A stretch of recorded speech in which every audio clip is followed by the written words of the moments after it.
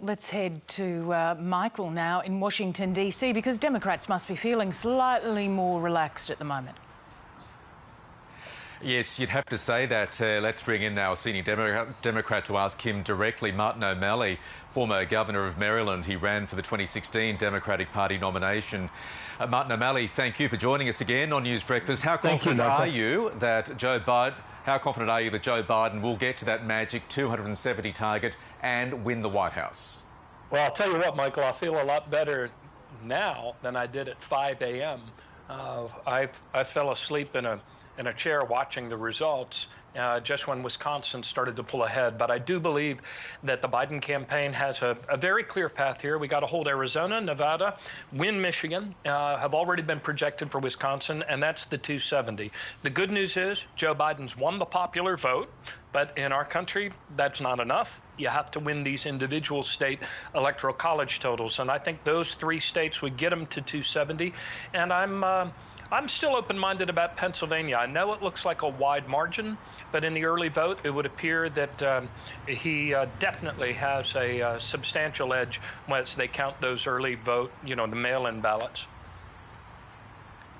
What did you make of that early morning media conference at the White House where Donald Trump came out and falsely said that he was claiming victory and made all these other unsubstantiated claims about late ballots appearing out of nowhere and the like? What did you make of all of that?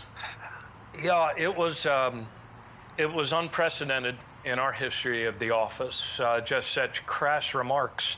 Although I'll tell you what, Michael, it made me feel a lot more optimistic about what the dawn would bring, because he sure didn't sound like a guy that believed when all the votes were counted, he was going to prevail. I mean, it was the most bizarre thing that he would be ahead on the board and the map in most Americans' television sets, and yet say this should have been a beautiful night, but I'm going to go to court because it was a fraud and it was a scam and it was a cheat. It was just awful and totally unbecoming of the longer traditions of the United States of America and the peaceful transfer of power and respect for the votes of every individual. How worried are you about the election process being held up in the courts? I'm focused first and foremost on making sure that every ballot is counted, that every vote is counted. I think that the key here will be to make sure that the process is open and transparent at the state levels. And then the Supreme Court will pay a tremendous amount of deference to the decisions made by those individual states and the rules as to whether or not they're followed. So am I worried? Sure. I mean, this is a really strange time in the United States of America. We've always been on guard against electing a despot or a person that would want to create an authoritarian regime. For 250 years, we had a pretty good run of it without doing that, but now we have. So there's a lot of anxiety here in the United States, but the bottom line is we need to count every vote. And I believe that once the votes are counted, with the popular vote holding up and Vice President Biden securing that electoral college vote, I do believe that the weight of public opinion will be such that it would be very hard for even a stacked Supreme Court to undo that which was done by a record turnout here in the States. I want to ask you a question about Joe Biden, because at best he may just squeak in. He could get to 270, maybe just a bit more. On that basis, given this was very much a referendum on Donald Trump, was Joe Biden the right Democratic candidate to run in the first place? Well, I believe that Joe Biden has the ability to bring our country together in a way that probably none of the other candidates who were running for president in my party had the wherewithal to do. So, I mean, this is a man who has certainly, suffered great losses in his own life. He is a person with an empathetic heart.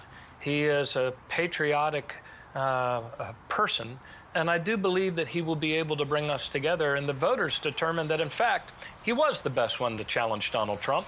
And in fact, Donald Trump keyed on Joe Biden from the very beginning. Why, Michael?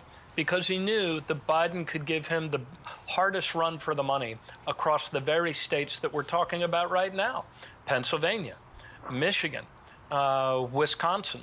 So I do believe that he certainly has an enormous job ahead of him to bring our country together, to make us believe in the future. I mean, really, this election, as Vice President Biden once said in one of those debates, shouldn't be about Biden and it shouldn't be about Trump. It should really be about us, we the people of the United States, where we're going together as a country. In the past, we were never afraid of the future. Sadly, in recent years, Donald Trump has preyed on a fear of tomorrow and really exploited that to a great extent. So we've got a lot of healing to do, and we've got a lot of purpose to recapture, and we have to learn to talk to one another again as Americans and as human beings. And we hope you achieve that objective.